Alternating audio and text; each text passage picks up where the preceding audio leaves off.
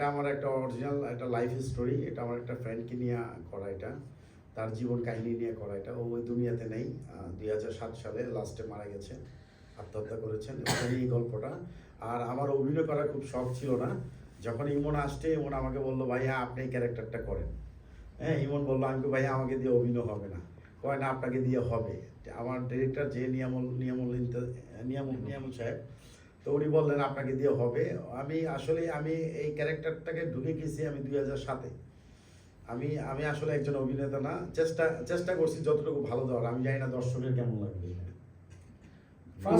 First look ভালোই লাগছে, এখন অভিনয় কতটুকু ভালো হয়েছে এটা আমরা দেখবো, সময় বলবে। বাট আমার ডাইরেক্টর বলছে আমার অভিনয় খুব ভালো হয়েছে। এটা পুরো কাহিনীটা কি 46 মিনিটের ভিতরে নিয়ে আসতে 46 পারছেন মিনিটে আবার ওই যে নাকি আরো অন্য কোনো পর্ব থাকবে এটার পিছনে? এটা অন্য কোনো পর্ব আসলে আমরা রেখে দিয়েছি, এখনো বলবো না। যদি আমি প্রথম বলছি, যদি অডিয়েন্স এটাকে নেয় তাহলে অবশ্যই এটা second part, third part, fourth part আসবে। রাজু ভাই, আমার একটা প্রশ্ন।